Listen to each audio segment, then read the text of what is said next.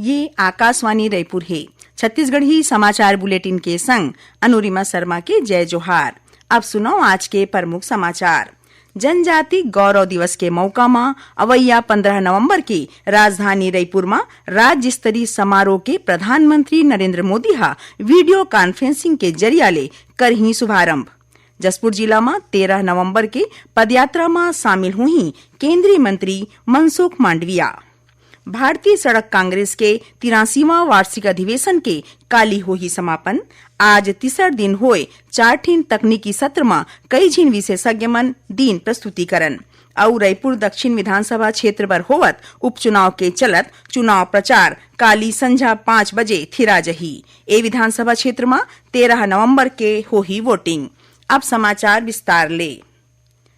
भगवान बिरसा मुंडा के जयंती जनजाति गौरव दिवस के मौका में अवैया 15 नवंबर के राजधानी रायपुर में राज्य स्तरीय समारोह राखे जाही। प्रधानमंत्री नरेंद्र मोदी हा बिहार के जमुई ले वीडियो कॉन्फ्रेंसिंग के जरिया ए समारोह के शुभारंभ करही। संगे पीएम जनमन योजना में शामिल जिला मन के हितग्राही मन ले गोठबात घलो करही। जनजाति गौरव दिवस के एक दिन वाले आयोजन राज्य के सबो जिला मुख्यालय मन में घलो होही। आदिम जाति विकास के प्रमुख सचिव सोनमणि बोराहा बताइन कि जनजाति गौरव दिवस के शुभारंभ कार्यक्रम के सोझे प्रसारण पीएम जनमन योजना में शामिल जिला मन में गोठबात और बाकी जिला मन में प्रसारण के व्यवस्था भर करे जाही। ए मौका में हुवैया कार्यक्रम मन में केंद्र और राज्य सरकार के मंत्री, सांसद, विधायक, पंचायत प्रतिनिधि और जनजाति परिवार के सदस्य मन ला नेवते जाही। ए आयोजन में स्थानीय स्वतंत्रता संग्राम सेनानी मन के सम्मान और उनकर वंशज ला घलो सम्मानित करे जाही। जनजाति गौरव दिवस के मौका में 13 नवंबर के जसपुर जिला में पद यात्रा के आयोजन करे जाही। माई भारत यूथ वॉलेंटियर्स के ए पद यात्रा में शामिल होए बर केंद्रीय युवा कार्यक्रम और खेल, श्रम और रोजगार मंत्री डॉक्टर मनसुख मांडविया घलो जसपुर पहुंची। उन्हें मुख्यमंत्री विष्णुदेव साय के संगे राज्य मंत्रिमंडल के सदस्य मन घलो एमा शामिल हुई। ए पदयात्रा में 10,000 ले ज्यादा वॉलेंटियर्स हिस्सा लेही। पदयात्रा के माध्यम ले ए वॉलेंटियर्स मन आदिवासी संस्कृति, विरासत और ओकर संरक्षण बर लोगन मन ला जागरूक करही। ए पदयात्रा जसपुर के कोमोडो गांव ले शुरू होही और करीबन 7 किलोमीटर के दूरी तय करत रंजीत स्टेडियम में समाप्त होही। ए पदयात्रा हा एक पेड़ माँ के नाम अभियान के तहत पौधा लगाए ले शुरू हुई। पदयात्रा दौरान प्रदर्शनी स्थल में ऐतिहासिक आदिवासी नायक मल्ला श्रद्धांजलि और भारत के आदिवासी समुदाय मन के अनोखा कलात्मक और शिल्प कौशल के प्रदर्शन करे जाही।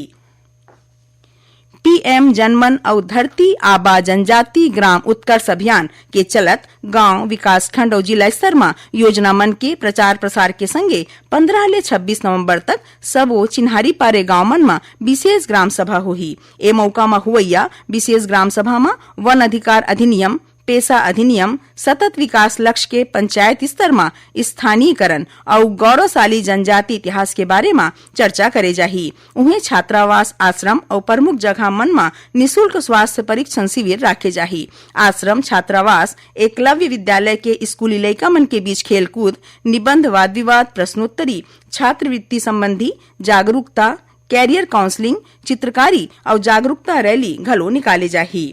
रायपुर के साइंस कॉलेज मैदान में 14 और 15 नवंबर के जनजाति गौरव दिवस कार्यक्रम के राज्य स्तरीय आयोजन होही।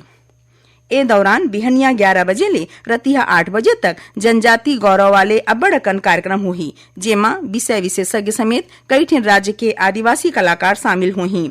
जनजाति गौरव दिवस कार्यक्रम में भाग ले बर आदिम जाति कल्याण विभाग डहार ले कई ठिन राज्य मन ले आदिवासी नर्तक दल और कलाकार मन ला विशेष रूप ले न्योता दे जात हे।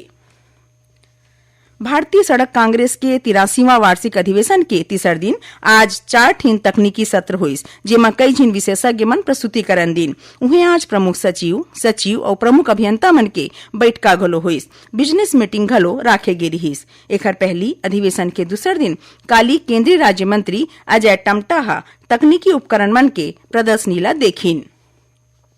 ए दौरान उमन सड़क निर्माण बर नवाचार तकनीक ला अपनाए पर अधिकारी मन ले चर्चा करीन। अधिवेशन के तकनीकी सत्र में शिक्षाविद, सलाहकार और निर्माणकर्ता मन सड़क बनाए में उपयोग अवैया उपकरण, मशीनरी, जिनिस और सॉफ्टवेयर बारे में जानकारी दीन। इस सत्र में IIT रुड़की ले आए रिसर्च स्कॉलर प्रीति रॉय, प्रोफेसर डॉक्टर प्रवीण कुमार और डॉक्टर निखिल साबूहा अपन प्रेजेंटेशन दीन।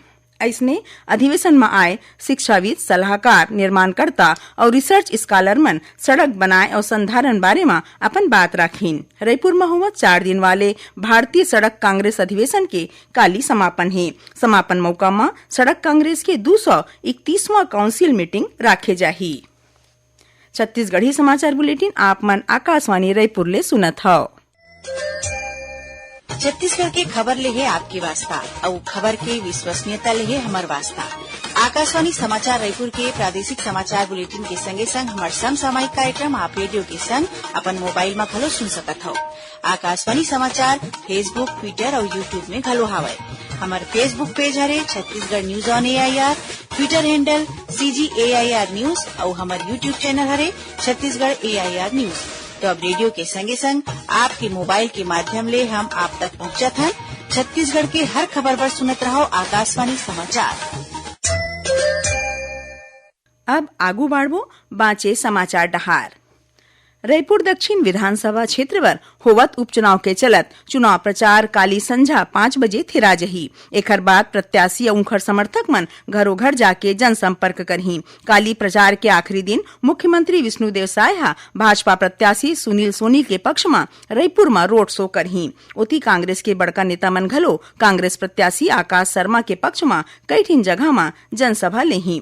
रायपुर लोकसभा सांसद बृजमोहन अग्रवाल आज एकात्म परिसर में राखे गे पत्रकार वार्ता में कहिन कि भाजपा के 24 बछर के कार्यकाल में रायपुर दक्षिण में 5,000 करोड़ रुपया के विकास काम हुए हैं। लोगन मन ला सड़क, पानी और बिजली असन बुनियादी सहूलियत उपलब्ध कराए गए है।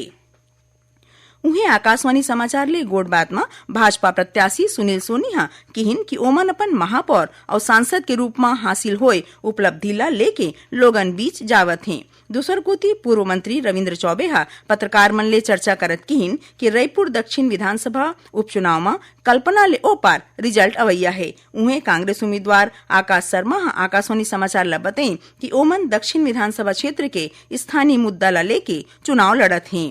ए विधानसभा क्षेत्र में 13 नवंबर के वोटिंग होही।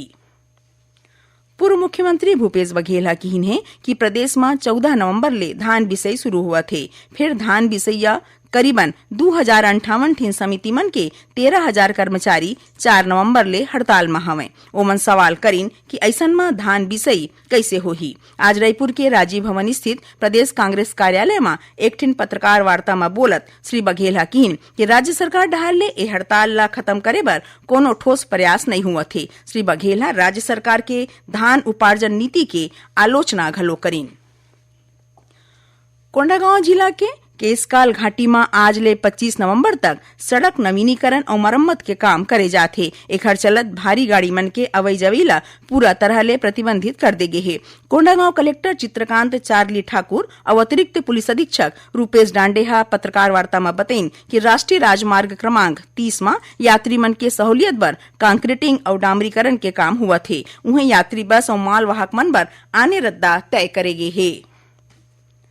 पंचायत और ग्रामीण विकास विभाग के प्रमुख सचिव निहारिका बारिक सिंह काली नारायणपुर जिला के कैठिन गांव के दौरा करके विकास और निर्माण कार्य के आरोलीन। प्रमुख सचिव अबुझमाड़ क्षेत्र के इरकभट्टी, मसपुर, सोनपुर और ढोंडरी बेड़ा के ग्रामीण मन ले गोड बात करत सरकारी योजना मन के लागू होवई और वो मन ला एखर ले मिलत फायदा बारे में जानकारी दीन। आखिर में प्रमुख समाचार एक घाव फेर। जनजाति गौरव दिवस के मौका में अवैया 15 नवंबर के राजधानी रायपुर में राज्य स्तरीय समारोह के प्रधानमंत्री नरेंद्र मोदी वीडियो कॉन्फ्रेंसिंग के जरिया ले करही शुभारंभ। जसपुर जिला में 13 नवंबर के पदयात्रा में शामिल हुई केंद्रीय मंत्री मनसुख मांडविया। भारतीय सड़क कांग्रेस के 83वां वार्षिक अधिवेशन के काली होही समापन। आज तीसर दिन होए 4 ठिन तकनीकी सत्र में कई जिन विशेषज्ञ मन दिन प्रस्तुतिकरण और रायपुर दक्षिण विधानसभा क्षेत्र पर होवत उपचुनाव के चलत चुनाव प्रचार काली संझा 5 बजे थिरा जही। ए विधानसभा क्षेत्र में 13 नवंबर के होही वोटिंग। एकरे संग छत्तीसगढ़ी समाचार बुलेटिन इहे सिरावत है। जय जोहार।